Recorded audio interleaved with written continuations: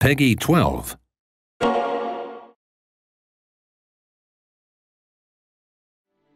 In history, we always had a group of people close to each other. With diplomacy, we want to give you all these tools to be able to interact with these empires, to create a bond and a link with them, a kind of an emotional link. We want you to have reasons to love or hate these other people and empires, to create these alliances or have to go to war with them.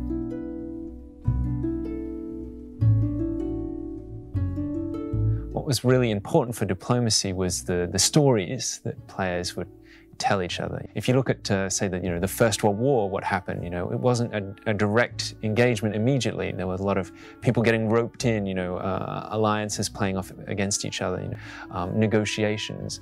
So, in order to be historically authentic, we needed to add a little bit more, more tools in the player's toolbox, things like bribe or propose, threaten, demand. The other thing that was very important for us was to make sure that everything was very, anchored in a physical space. So we're not talking, in general terms all the time. We're talking about this specific territory here. Don't colonize there. That's mine. We want things to feel, nicely immediate. We don't want to have sort of a round-robin vote of everyone deciding what to do. We want you to get feedback interactions, make things feel nicely quick, immediate, impactful.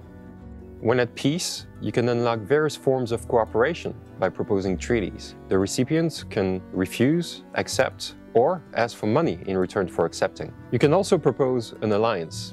If you are allied, you get the benefits of all the basic treaties, and you get to propose more advanced ones as well. If an ally is at war, however, they can call you to join. Refusing will allow them to break the alliance. Your civilization needs resources in order to build units, to build infrastructures, and to boost its economy. You can acquire these resources either aggressively, by claiming territory and exploiting them yourself, or you can buy them from another civilization.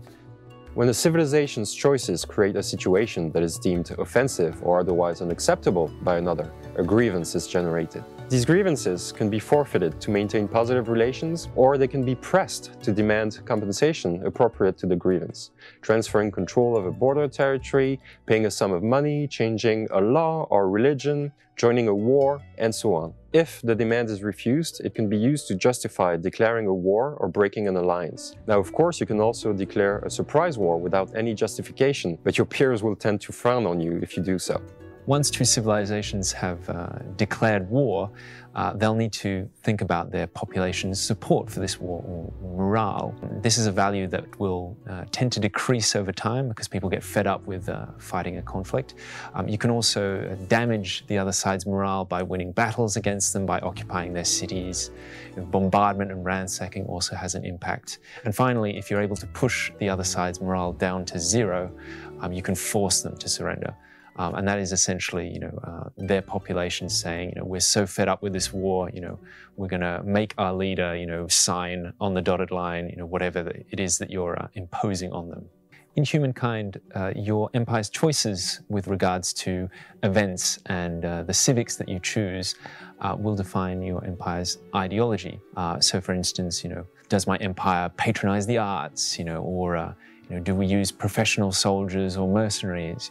So depending on these choices, I'll have an ideology that will be defined, and we can compare the ideology of two different empires to define what we call a proximity. Based on this proximity, it will be more or less difficult to go to war or to sign peace treaties. So, for instance, two civilizations that are very close will have trouble maintaining a war, but it will be a lot easier to sign treaties because the populations feel a certain sort of brotherhood.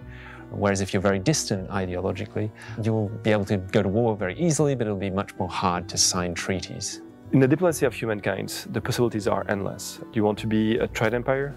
Do you want to be friends with everyone and therefore not have to go to war? Do you want to create a culture that will attract the sympathy of all these other empires? Will you be feared by your neighbors because you do not react lightly to their provocations through crisis? It's up to you to decide how you will mark history as a leader.